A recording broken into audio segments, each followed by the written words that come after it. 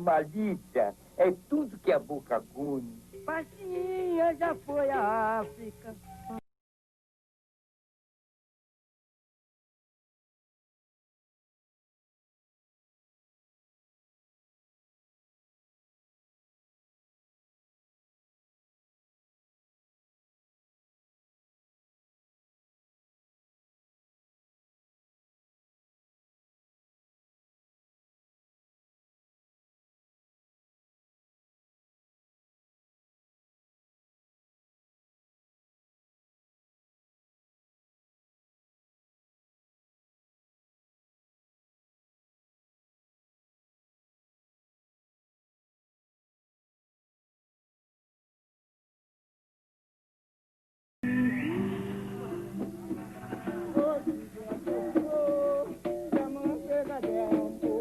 A manteiga do patrão caiu no chão. Meu senhor, a manteiga derramou. A manteiga do patrão caiu no chão. Meu senhor, a manteiga não era minha, a manteiga do meu ioiô. Meu senhor.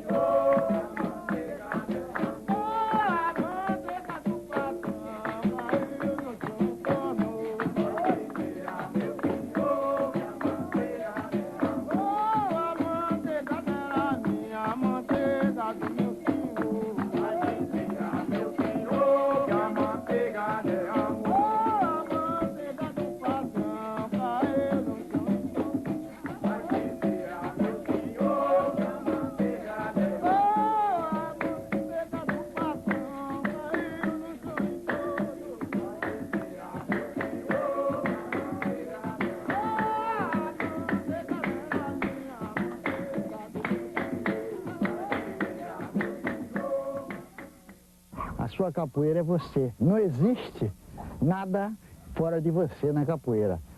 Durante o jogo você exterioriza só os seus reflexos, seus apetites, sua personalidade integral, desprovida da maioria dos preconceitos.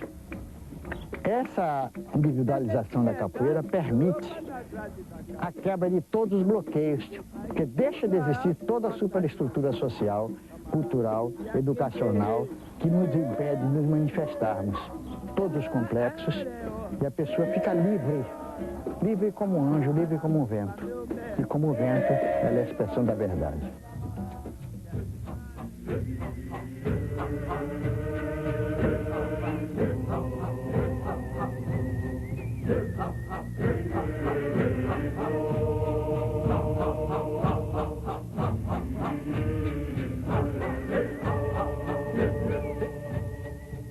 O negócio do tráfico de escravos negros para o Brasil começa em torno de 1549. Uma multidão de cativos provinda sobretudo da costa ocidental africana. Calculam-se em torno de 3.600.000 pessoas. Elas eram importadas como mercadoria pelos porões dos navios negreiros, conhecidos por tumbeiros, a navegar pelo Atlântico.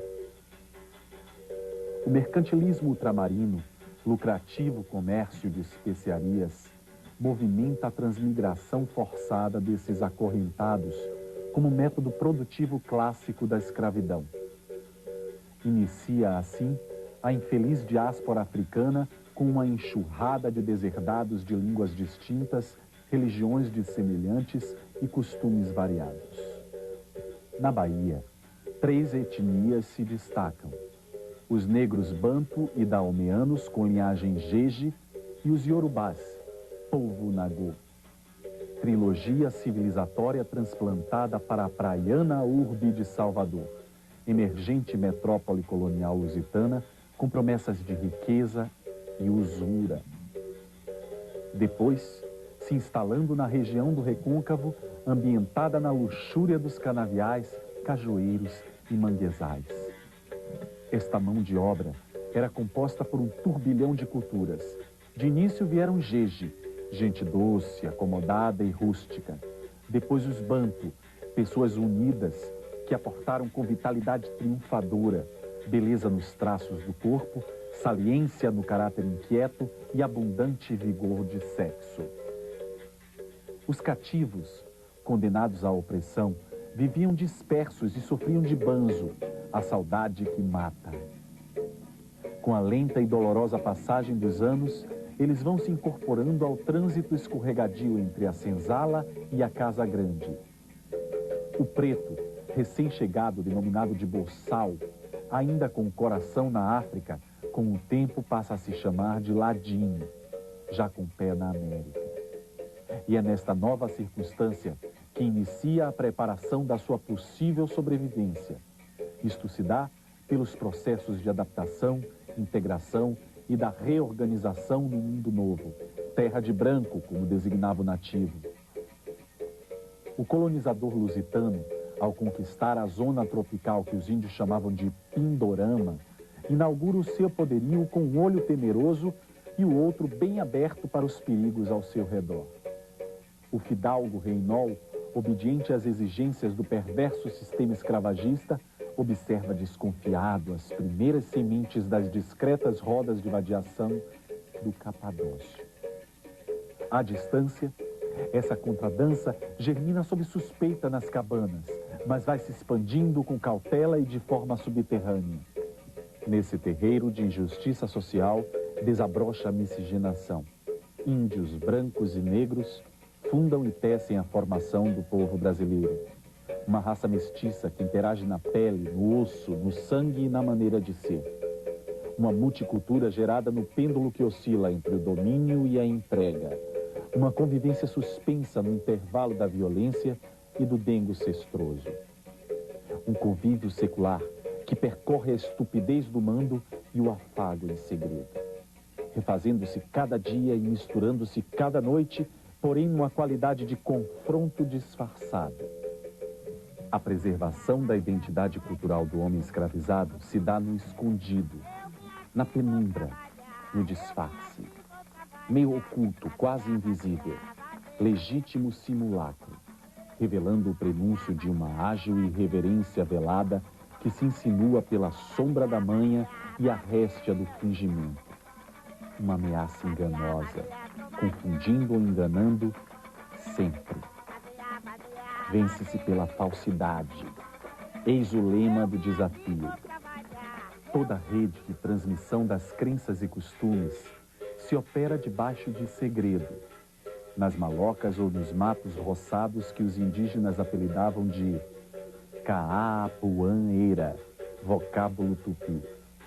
Era preciso, pois, estar prevenido, ficar de alerta em qualquer ocasião. O vitorioso, afinal de contas, é um negaceador, inspirado no mimo vaidoso da malandragem faceira. Os pretos despistam as sentinelas do Senhor na manemolência das semanas tropicais, especialmente aos domingos e feriados, quando eram autorizadas certas brincadeiras vistas como nostálgicas e ditas inocentes. Corriam soltas as distrações na forma de dança com mesuras. Praticavam estropiadas acrobacias com os pés, as mãos e a cabeça. Elas eram estribadas numa monótona ou mesmo hipnótica melopeia, até enfadonha nos estribilhos, onde os grupos, para amenizar as tensões e reciclar energias, realizavam os famosos batuques. Dá no nego devagar, dá no nego, dá no nego devagar, dá no nego, dá no nego, dá no nego, dá no nego devagar, dá no nego.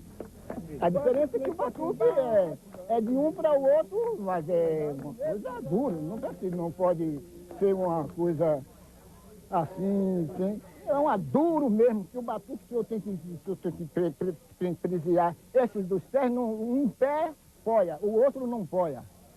Pois bem, o sujeito bate perna lisa, pois bem, o sujeito dá banda seca e aí continua, pois bem, continua mesmo batendo duro. O outro corta embaixo, o outro sobe, vai cair lá fora. Batuque. Pra aqui, chama ele, chama ele pra aqui, chama ele pra aqui, chama ele. As autoridades do governo, o capitão do mato, bem como o feitor, ainda que com reservas, toleravam os jogos de corpo, as artes de simulação e os transes místicos fantasiados numa espécie de gracioso, aveludado e harmonioso festim de máscaras. Já os patrões temiam eventuais motins.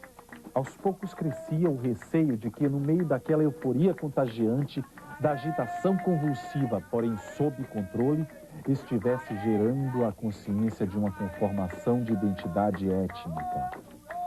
E o que seria mais grave, germinar embriões de revolta ou esboço camuflado de uma resistência guerreira. O poder dominante, temendo prejuízo econômico, tinha insônia só de pensar que o desejo de liberdade pudesse contaminar as senzalas. Os quilombos, anunciando-se em vales e montanhas, ameaçavam desestabilizar o sistema político imposto. As rodas primitivas nos engenhos de cana-de-açúcar tinham um caráter de folguedo, uma forma de relaxamento ao trabalho forçado e à vigilância severa dos capatazes.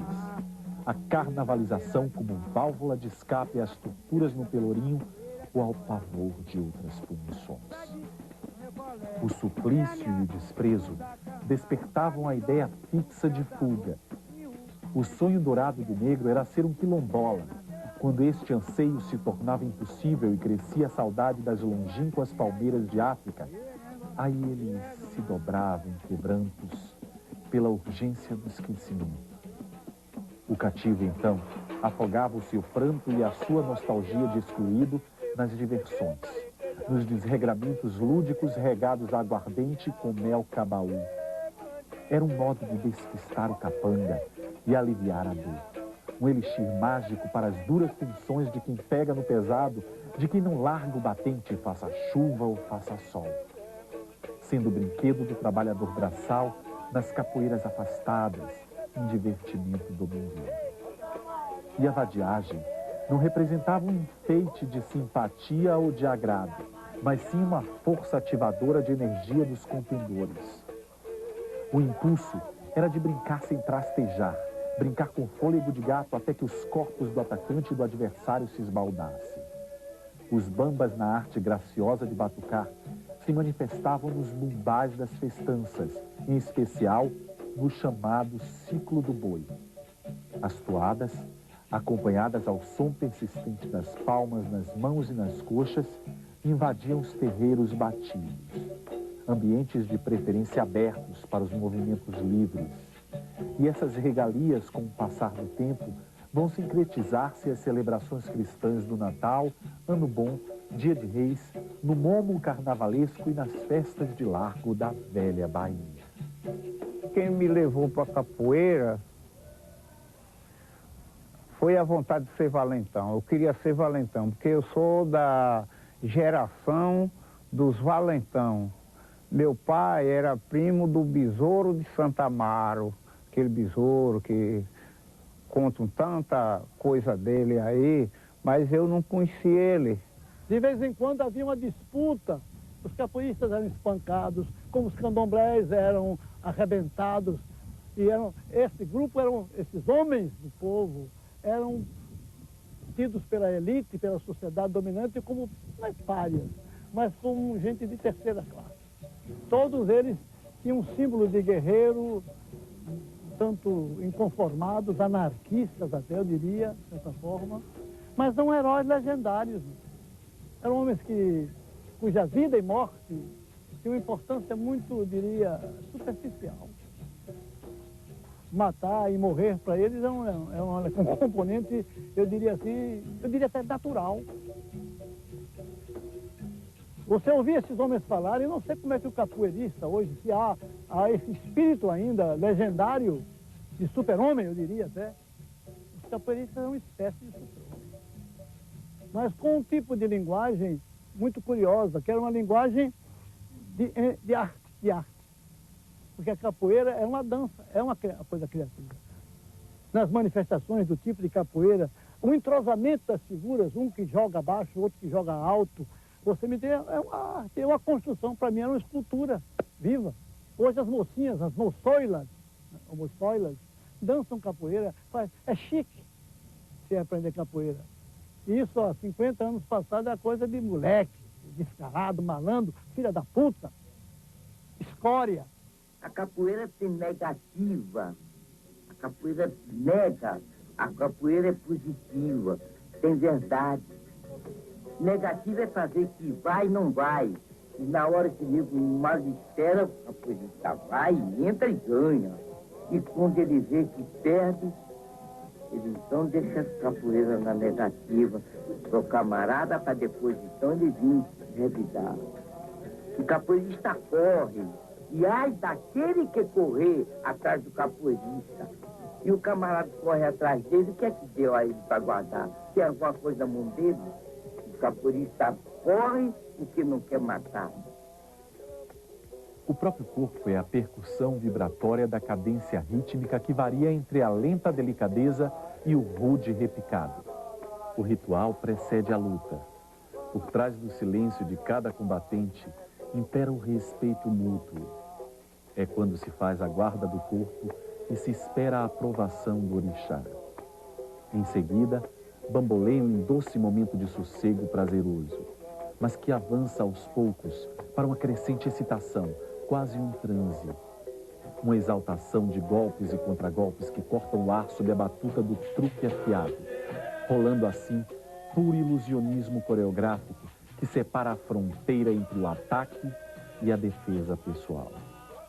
O virtuosismo de gestos consiste na dupla não se ligar e mal se tocar. O jogo assemelhando-se a um espelho de sentimentos e intenções. Se leem perguntas e se escrevem respostas nessa linguagem de corpo a corpo. O controle absoluto dos músculos suaviza o vai e vem dos trejeitos. As juntas flexíveis fazem um floreio para desnortear o oponente e pegá-lo desprevenido de corpo aberto. Pois o manejo das fintas é o ardil para burlar e desviar a atenção, ao passo que o segredo supremo consiste em remar o corpo esquivo e investir no olhar periférico, manhoso, pronto para o revide, sobretudo para o inesperado. Essa prática, fundamentada em preceitos, executa o diálogo dos sentidos pelo ritmo da intuição. O exímio capoeirano guarda consigo o golpe pessoal, intransferível, imprevisível, um improviso visceral cuja senha está gravada na pureza cristalina do livre-arbítrio de cada um. E é quando o inconsciente se revela na performance gestual. A hora da verdade, nua e crua. São diversos elementos antagônicos que interagem em busca da união. E essa unidade aponta para a sabedoria do equilíbrio, justo ali, onde a vida se sustenta na lâmina da navalha. O punhal se reflete no brilho do sol. Madeira tirada no mato, com 15 dias, depois de seca, a madeira chamada biriba. Então, se bota um pedaço de couro, mete-se o arame e depois passa uma puxa de verniz. É a única coisa. Não é como os berimbau de Angola, que eles tiram a madeira verde, pintam e vendem os turistas por um bom berimbau. No entanto, o berimbau autêntico, verdadeiro, são esses. São esses que eu falo. O berimbau era um instrumento usado na África para outros tipos de rituais. Era um instrumento que era usado para as pessoas, às vezes, ir caçar e ficar um tempo lá. Também era usado para as pessoas em certos rituais fúnebres. Então ele tinha uma outra função. O ritmo é o mestre da capoeira. Então o berimbau, como comanda o ritmo, o berimbau passa a ser o mestre. Antigamente, o tambor, né, era quem comandava o ritmo. Então o tambor era o mestre de capoeira, assim como no candomblé. Existem 3 hipóteses fundamentais a respeito da origem da capoeira. Uma é que ela veio no bojo do navio negreiro já formada. A segunda, que é um fenômeno de desenvolvimento rural. E a terceira, que é um fenômeno de desenvolvimento urbano. Mas, em todos os casos, as raízes da capoeira, inegavelmente, inquestionavelmente, residem na África, principalmente com o povo Bantu abaixo do Saara. Então, a meu ver, na minha opinião, considerando todas a história da capoeira, as várias formas em que a capoeira se manifestou através do tempo, tanto em Rio de Janeiro, como em Salvador, como em Recife, e se nós lermos as descrições da capoeira antiga, a meu ver, capoeira é um fenômeno urbano. A capoeira se desenvolveu nas cidades, cresceu, assimilou muitas roupas novas, influências. Em cada lugar ela se apresentou de uma certa maneira como um arquetipo africano no Brasil, que se manifesta diferentemente, mas existe inerente nessa cultura.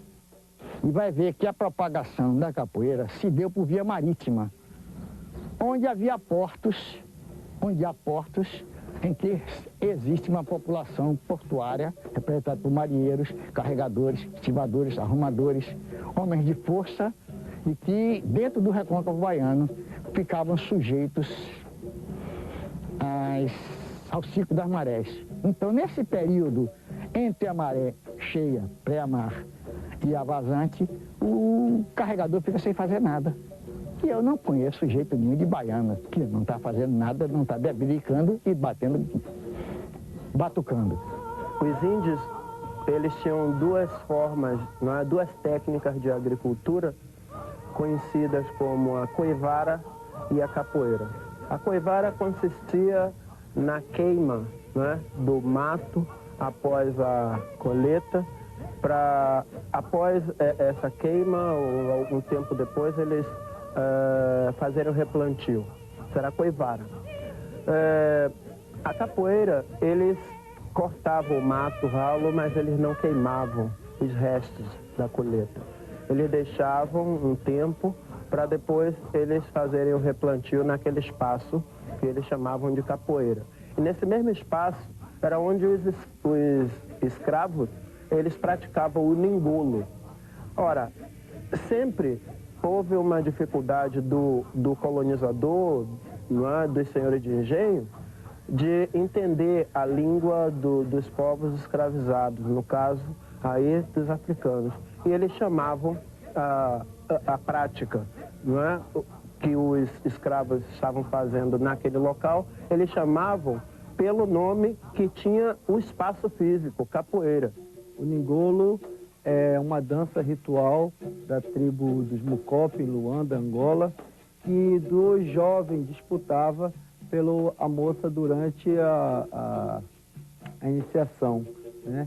E aí, esses jovens, quando vieram para o Brasil como escravo, eles usaram essa dança e se transformou no que a gente chama de capoeira hoje.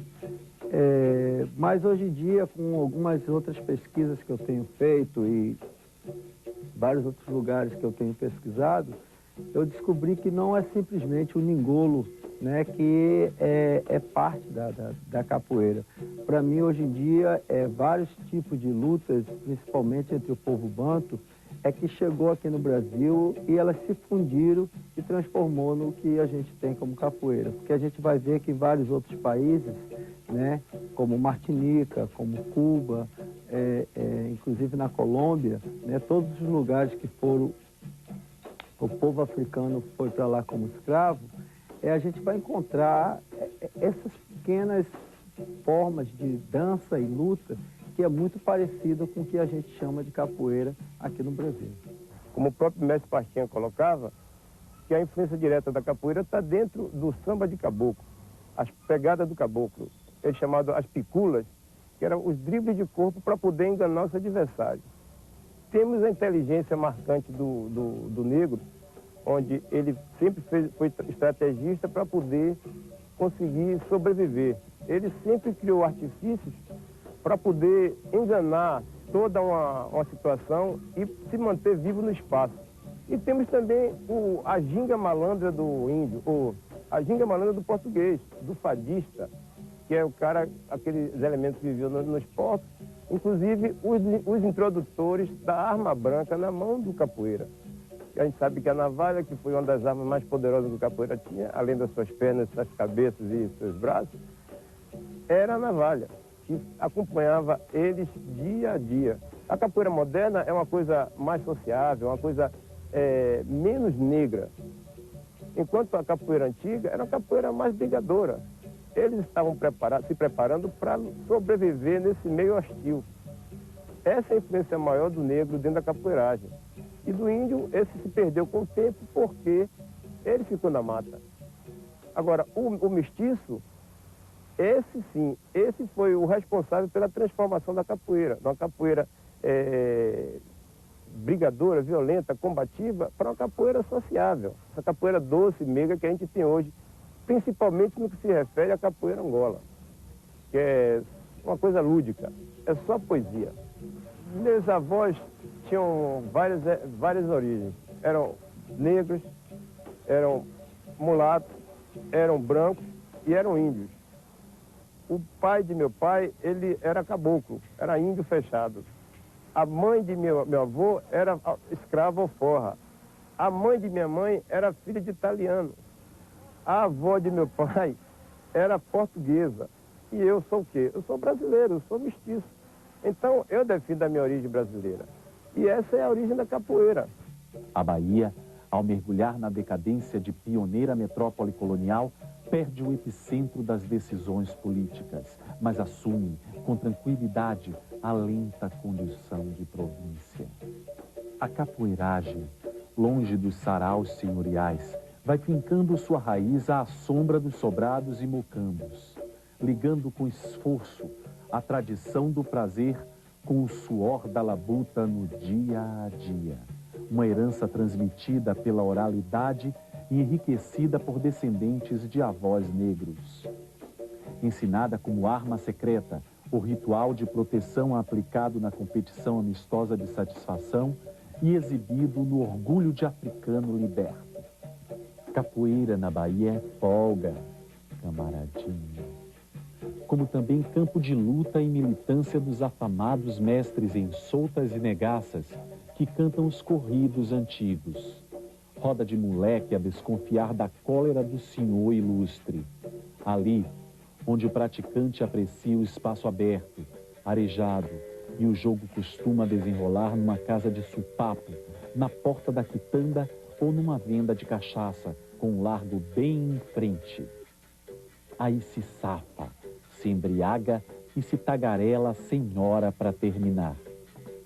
A vadiação é amorosa, entre riscos e bordados, no momento do aperto. Basta calma, saber entrar e sair do barulho, apreciar os grandes lances para alegrar, ter golpe de vista apurado, brigar sem se gabar, eis a sabedoria. Com Xangô, Jesus, Maria, José lhe valendo na hora da aflição, com as rezas fortes em dia, o tal bamba possui o mistério desta baderna. Nos morros, malocas, botequins, nas turmas de bairros ou nas arruaças de barra pesada, o capoeira está sempre pronto para aplicar sua manobra, com destreza, nos trancos e no barranco. Seu alicerce é traiçoeiro, porque se tornou aprendiz das perversidades, das adversidades. Mostra o seu valor, sem temer a relia de quem quer que seja, e vence qualquer parada, seja com a rasteira, tesoura, joelhada, meia-lua, bênção, boca de calça, armada, martelo, rolê, rabo de arraia ou mesmo na cabeçada. Cafajeste dorme com as pestanas despertas, na espreita. E sua moral habita o subsolo de cortiço da molecagem. Ele corre para não morrer, para depois matar de tocaia. Sempre obediente ao mandamento máximo: quem apanha nunca esquece e quem bate não se lembra depois. Essa brincadeira das horas vagas na Bahia oscila entre o vagabundo e o decente. Há um quê de ajustamento, um tecido de coesão social com vínculo de cunho familiar ou de camaradagem. Incorpora o feitio especial da integração e a bossa trigueira da parceria, inclinando-se assim para o calor da união e a solidariedade tribal. A afirmação legendária de bravura não se afasta, porém, da sua relação com o trabalho. São operários e camponeses de muitos ofícios, mandingueiros com muita treta, cidadãos de profissão certa, vaqueiro, pescador, estivador, trapicheiro, carregador, condutor de bonde a burro, carroceiro, pai de santo, saveirista, guarda civil, sapateiro, engraxate, mestre de lancha, verdureiro, marisqueiro, doqueiro, açougueiro, paqueteiro, vendedor de peixe, chapeleiro, pintor, pedreiro, carpina, carteiro, lavador de carro, ajudante de caminhão, petroleiro. Mas essa capoeira que nós jogamos na Bahia, que se caracteriza pelo ritual, pela musicalidade, pelo ritmo ijexá especificamente, não existe em lugar nenhum. E a nossa concepção é de que capoeira se joga sob ritmo, sob música, sob cântico. É uma atividade lúdica, simulando uma luta. É uma mentira muito grande, porque não é luta, nem é jogo. Não é jogo, mas é luta. Não é jogo, mas é brincadeira. Não é brincadeira, mas é de verdade. Então, nós estamos sempre simulando uma situação de perigo para o outro, e o outro se defendendo e se esquivando. A maioria dos grandes mestres de capoeira, principalmente em Angola, são xiquerangomas, são ogães de terreiros. A capoeira também ela é sagrada, ela é vista como uma dança, como uma luta, né, sagrada, né? E como tudo na vida, né? Tem o seu lado profano, tem o seu lado sagrado. Quando o candomblé era perseguido pela polícia, né, quem os defendia, né, esses grandes terreiros, eram os grandes capoeiristas, né? Inclusive, a capoeira também era trabalhada no fundo de quintal, né, dos terreiros de candomblé. Tem movimentos de dança, né, no candomblé, que é meio parecido com a ginga da capoeira, o transe, né? Então, quando você toca o berimbau, a pessoa recebe a mensagem, né, desse som externo, né, que entra em contato com um som interno, né, que liga o movimento. É do meu conhecimento de que os índios também jogavam capoeira. Eles iam muito com os angolanos, né, na época, pelas capoeiras, e ficavam observando os animais brincando, né? E dali também se trazia muito movimentos, porque o povo banto foi quem mais conseguiu se aproximar da cultura indígena, né, brasileira. Eu acho que o mistério da capoeira é muito a força que você tem, né, do desejo centrado, centralizado. Então, você quando se centra e se centraliza, você fica muito mais misterioso, você fica muito mais forte. Mistério é fortaleza. A brincadeira da capoeira, né, do seu movimento, da sua arte, da sua beleza, junto com a beleza do movimento, né, dos mistérios do candomblé, se juntam na medida em que nós sabemos dividir a hora do sagrado e a hora do profano. Todo bom mestre, ele respeita o mestre do outro. Todo bom mestre sabe passar o seu conhecimento, não tem medo de passar o seu conhecimento. Todo bom mestre, assim como todo bom pai de santo, assim como todo bom babalorixá, assim como todo bom tata de inquice, passa a sua sabedoria, o seu conhecimento, respeitando o mestre que cada indivíduo tem. Para mestre Pastinha, que todos nós conhecemos, a vida que teve, os sofrimentos, a cegueira e tudo mais, capoeira é uma dádiva divina, era uma maneira de aceitar com resignação, paciência, tudo que lhe ocorria, de bom ou de ruim. Para mestre Bima, o gigante de personalidade forte, e uma das mais expressivas manifestações do pensamento africano na Bahia, na sua época, capoeira era uma estratégia de lidar com os problemas do dia a dia da vida. capoeira regional criada pelo mestre Bimba é um estilo novo para a antiga capoeira que existia em Salvador. Segundo ele, a capoeira tinha se popularizado muito, juntamente com a Bahia, e perdeu a característica de luta que era o que deveria ser. Ele, então, o pai dele era um bom batuqueiro, era uma antiga luta já em desuso aqui, o batuque. Ele tirou alguns golpes do batuque, alguma coisa dessa capoeira primitiva que hoje se chama de Angola, e mais a criatividade dele. Juntou isso tudo e deu o nome de capoeira regional, que é uma luta soteropolitana, quer dizer, daqui de Salvador, não do interior. Meu primeiro mestre chamava Juvencio, foi em Mata de São João ainda. Quando eu cheguei aqui em Salvador, eu já jogava alguma capoeira, mas tive um mestre aqui, Barbosa, já morreu, finado Barbosa. Depois, o Barbosa me levava para a roda de cobrinha verde, lá no chame-chame, que nesse tempo não tinha fede, nem coisa de capoeira. Depois de Barbosa, que eu passei para Seu Pastinha. Mas quando eu cheguei em Seu Pastinha, eu aprendi muita coisa com ele, mas eu já era capoeirista, já jogava capoeira, eu fiz tomar conta do trabalho dele. E ele, quando pouco tempo, ele ficou lá deitado numa cama, eu que tomei conta do trabalho dele, ele me entregou o trabalho dele dizendo assim: João, você tome conta disso, que ele vai morrer. Mas ele morre somente o corpo, em espírito ele vive. Enquanto houver capoeira, o nome dele não desaparece. Com essas palavras que ele me entregou o trabalho dele, e é o trabalho dele que eu estou até aqui e vou levar à frente, se Deus quiser.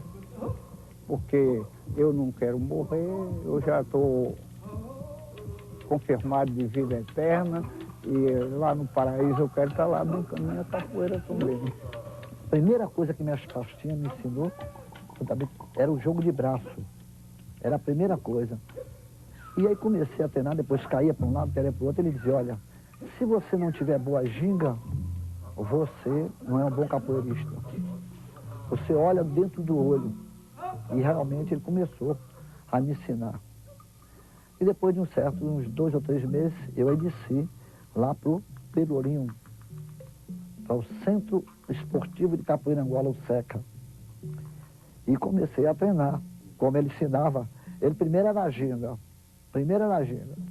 Um jogo de braço, você metia o braço, tirava, entendeu? Porque ele dizia: olha, a capoeira Angola, ela é mais defesa do que ataque. Ele dizia: capoeira Angola não aprende quem não quer. Foi feita para homem, menino, velho e até mulher. Eu não sou folha de flange, eu não sou prato esmaltado. Eu não jogo com você porque você é um desclassificado. E assim era mestre Pastinha, um homem simples, amigo do povo, não largava um guarda-chuva.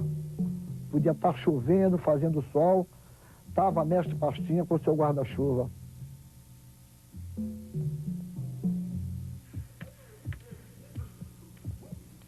Pastinha? Pastinha? É. O que é que está sentindo agora? Nada. Hein? Eu estou lutando com nada. Estou bem, graças a Deus.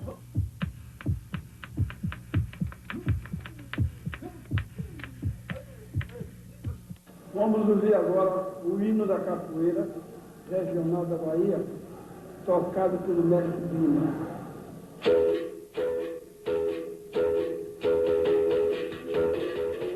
Logo aos 6 anos, meu pai já me levava para a academia, no terreiro, no centro. E aqui no Nordeste era onde se realizava as festas de formatura, de batizado, exames. Durante a semana, terça e quinta, sempre tinha apresentação de samba de roda, candomblé, capoeira, maculelê, enfim. Esse lugar aqui é o marco, é o que mais me traz lembrança, recordação de toda a convivência que eu tive com meu pai. Ele recuperou algumas coisas que estavam no passado, fundiu também, junto com a capoeirada, que ele sabia, uma luta africana com o nome de batuque, cujo meu avô era campeão dessa modalidade, e daí ele desenvolveu uma sequência de ensino, criou um método de ensino e colocou o nome de regional. Então, daí é que começa toda a coisa não divisão, mas da identificação de uma capoeira que já existia, ou denominada de Angola, e a capoeira de Bimba, com seu método, com seu sistema de ensino, com sua forma de charanga diferente. Eu costumo falar que o Bimba, ele formou cidadãos através dos ensinos da capoeiragem. E tanto no passado como na atualidade, o trabalho dele é de grande importância na vivência, né, não só cultural, mas como o crescimento, a formação do ser humano como um todo. Mas a perseguição do governo dura séculos. Tanto a monarquia quanto a república investem nos castigos. A lei se refere ao implicado como delinquente e infrator de alta periculosidade. O Código Penal de 1890 explicita o costume como transgressor e justifica a necessidade de controle do comportamento. Capítulo 13. Dos vadios e capoeiras. Artigo 402. Fazer nas ruas e praças públicas exercício de agilidade e destreza corporal, conhecidos pela denominação capoeiragem. Andar em correrias com armas ou instrumentos capazes de produzir uma lesão corporal, provocando tumultos ou desordens, ameaçando pessoa certa ou incerta, ou incutindo temor de algum mal. Pena: de prisão celular por 2 a 6 meses. A hegemonia repressora assombra e figura na lembrança do folclore baiano a presença impiedosa do então delegado Pedrito, com o seu temido destacamento Esquadrão de Cavalaria.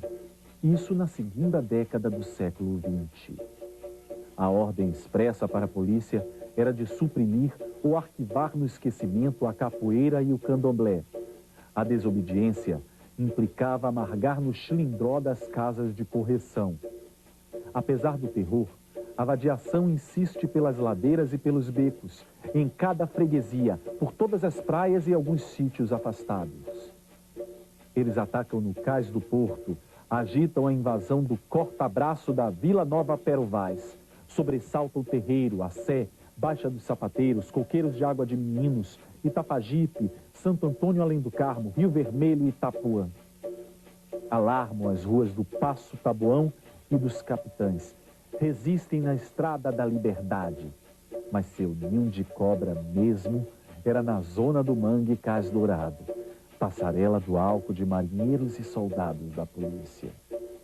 Cultiva-se na memória popular a continuidade de mestres virtuosos com notável missão heróica, uma galeria de mitos, e as mudanças históricas tratam de tolerar o que antes era incômodo. Os ventos da modernidade assimilam as circunstâncias de conveniência política. É quando o Estado Novo populista absorve a capoeira com o brasão ufanista de esporte nacional.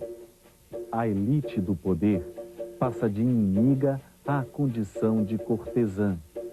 Os palácios abrem as suas portas, preparam estilizados salões de espetáculos para a satisfação e o afã de um público granfino. As apresentações de gala são prestigiadas por presidentes de nações, embaixadores, ministros de Estado, a nobreza e o clero. Reconhecida, ajustada e seduzida por esta afável adoção, a capoeira, afinal, ingressa no calendário de protocolo oficial. Um ajustamento e uma assimilação que vem exigir exóticos modelos de exibição pública, pois o propósito básico é atender à demanda dos padrões massificados de consumo turístico, mesmo que desfigure e degrade a essência original da velha brincadeira. Olha, a escola de medicina ficava no Terreiro de Jesus, próximo à Academia de Mestre Bimba. Todos os estudantes gostavam de praticar capoeira. Eu comecei a frequentar a escola de Bimba, assim. Eu não tenho praticado a capoeira, ainda sei tocar um atabaque, um birimbau mais ou menos. Me lembro de todas as músicas que Bimba criou, quase todas, e outros capoeiristas criaram. A capoeira como arte, como luta, nasceu aqui na Bahia, enfrentou várias dificuldades para se firmar como uma coisa salutar, de exercício, de dança, de ritmo, em função de muitos preconceitos da época. Eu estava no segundo ano, terceiro ano de medicina, e me lembro que na época tinha uma namorada, que o pai era uma figura importante aqui da Bahia, e disse que não queria a filha namorando capoeirista. Aí nós terminamos, inclusive, o namoro em função disso, porque eu realmente me dedicava à capoeira, ia nas festas de largo, jogava capoeira em roda de festa de largo. Foi a bandeira levantada por Mestre Bimba, que foi um incentivador, o maior mestre de todos os tempos, né, da capoeira anglo-regional, quando ele se dirigiu ao presidente da República, na década de 50, Getúlio Vargas, para tocar para ele, mostrar a ele que a capoeira era uma dança e não tinha nada que ficar marginalizado, e daí começou a sair da marginalidade. Essa capoeira Angola que a gente vê hoje aqui em Salvador não é a capoeira primitiva dos escravos. Tinha que ser uma luta forte, violenta e definitiva, já que era a luta de libertação, simples, mas definitiva. Hoje o que a gente vê mais aqui é a pantomima da capoeira Angola, quer dizer, a avaliação da capoeira Angola. Ela perdeu muito o caráter de luta, talvez pela repressão que sofreu no passado. Mas se alguém disser, vamos fazer a capoeira como se fazia há 100 anos atrás, é conversa fiada. A gente não alcança tão longe, é apenas uma questão semântica, uma postura política. A postura mais realista é dizer que não vamos trazer influências novas na capoeira, que são desnecessárias, mas vamos deixar a arte crescer, se desenvolver, refletir a realidade e ser capaz de satisfazer as necessidades contemporâneas daqueles que são seus adeptos. Existem pessoas que dizem a capoeira não cresceu, a capoeira inchou. A capoeira de hoje em dia é muito pior do que a capoeira do passado. A capoeira de hoje em dia é mais violenta. Eu não consigo entender esses julgamentos de valor em termos da capoeira. Em primeiro lugar, tradicional não é alguma coisa quantificável. Ninguém ou nada é mais tradicional do que outro. Mas tradicional em que sentido? Porque a maioria das coisas que nós vemos na capoeira são tradições recentes, são invenções num certo período de tempo. Ninguém sabe, ninguém tem acesso a uma capoeira que se projete muito longe. Não existia documentação de vídeo, não existia cinema, a tradição oral da capoeira não vai muito longe no passado, as tradições escritas da mesma forma. Então, na verdade, tudo que nós conhecemos, tudo que nós falamos sobre capoeira, é sempre um processo que reflete a época que se está. Então, a meu ver, o que existe, a capoeira se transforma, a capoeira tem essa capacidade de não estagnar. Se a gente deixar e dizer a capoeira não é mais aquela e tentar estagnar a capoeira morre. Depois que mestre Pastinha perdeu a academia dele, a maioria dos mestres angoleiros se afastaram. E poucos mestres de capoeira Angola estavam continuando da aula, né? Um desses poucos mestres era o João Pequeno, mestre João Pequeno, que continuava com a sua academia no Forte Santo Antônio. E aí Moraes veio do Rio de Janeiro, né? E eu juntamente com ele, e a gente começou a sentir a importância de mostrar a capoeira Angola novamente. Porque esses mestres, na verdade, não tinha como se expressar. Os pessoal que estavam, principalmente o pessoal de educação física, o pessoal que fazia capoeira regional, tinha um discurso acadêmico. E esses mestres não tinham esse discurso acadêmico. Então, eu e Moraes fomos dos poucos mestres que tinha esse discurso acadêmico também. Então a gente começou, na época que eu estava fazendo faculdade, Moraes também, e a gente começou a botar o discurso da capoeira Angola num discurso acadêmico para poder realmente confrontar essas pessoas. E a gente foi bem sucedido. Hoje em dia a gente vê a capoeira Angola, né, em todos os lugares, as pessoas tendo respeito. Para mim, o capoeirista que vive lá fora, ele vinha aqui no Brasil, é como o muçulmano ter que ir a Meca, pelo menos uma vez na vida, ele vai ter que vir aqui na Bahia beber água na fonte. Então é aqui que ele começa a aprender o que é malandragem, né, o que é mandinga, o que é jogo de corpo, porque isso é uma coisa aqui do dia a dia, isso é uma coisa da gente, é uma coisa que a gente vive. A malandragem, o jogo de corpo, isso é da gente, é pegar um ônibus na rua, dar uma corrida ali para pegar uma... Entendeu? Então eles não têm esse dia a dia. Mas quando eles vêm aqui no Brasil, subir uma ladeira, então eles começam a entender o processo de como a gente se torna capoeirista, porque o capoeirista ele se torna capoeirista.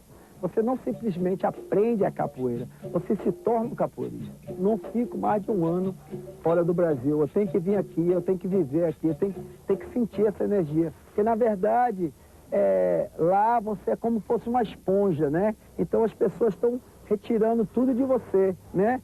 E aí daqui um ano você fica completamente seco.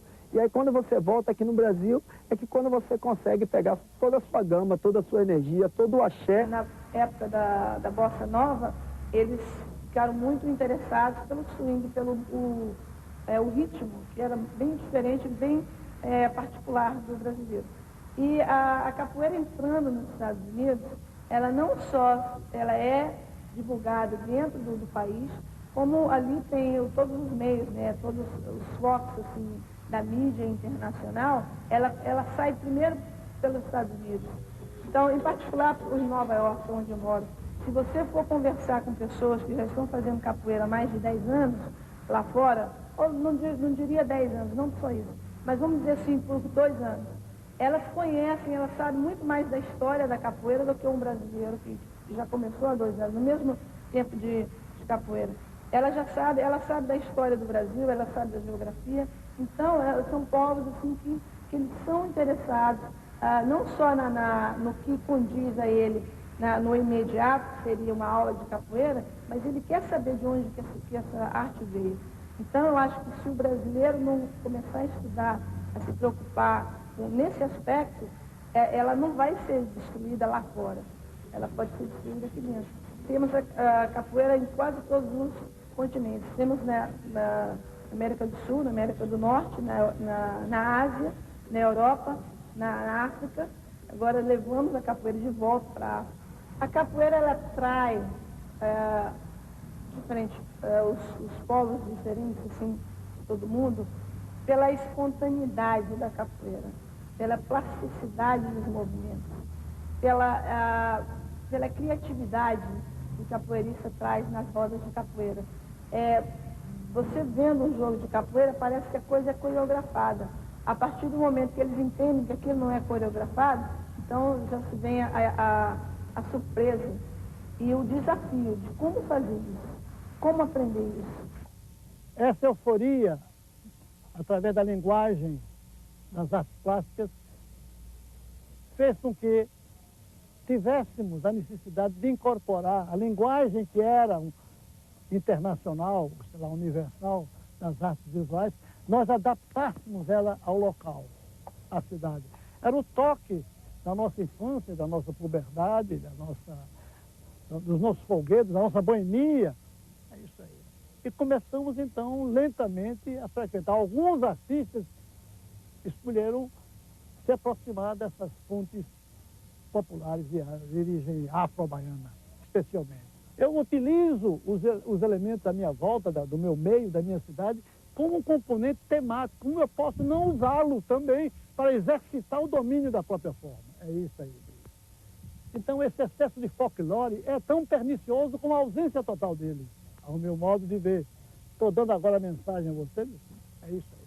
O excesso de folclorismo dá numa manifestação dependente, na qual a criatividade, a invenção fica marginalizada. É isso aí. É preciso, seja a arte erudita ou arte popular, como assim são chamadas, serve ao artista de hoje, ou de sempre, talvez, quem sabe, como um elemento de apoio, mas não inibidor, como uma forma de freio, mas como um estímulo para se recriar. Nós somos o que a cidade nos oferece em N níveis, do mais simples ao mais complexo. A arte popular é uma expressão mais contida, mais sintética. Tem um poder colossal, mas é frágil. Ela se adapta e modifica-se. A arte erudita, ela tem uma estrutura muito mais rígida, de um lado, porque há um conceito em cima dela e é um domínio de técnica avançada. A diferença é só essa. Embora a arte erudita se inspira, historicamente, os músicos, Beethoven, Brahms, Mozart, todos eles se inspiraram em canções populares. Não tem nada de novo, não há conflito entre uma coisa e outra. Ao contrário, o que há é uma imensa fonte de influência mútua. Dançar como quem luta, lutar como quem dança. E no intervalo desse movimento muscular, dessas oposições marciais, escapa o prazer de expor a harmonia das gesticulações através do ritmo cadenciado, sendo o corpo a dimensão do tempo a trafegar no espaço, um tempo que se expande e um espaço que se contrai, num jogo de pernas, de braços, sobretudo de circunvoluções premeditadas e improvisadas. Este balé da memória muscular, constituído de sistema simbólico e código genético, uma genuína expressão corporal incorporada à arquitetura da linguagem, ritualizada no chão pelos homens sob o reflexo da dança das estrelas que iluminam o universo.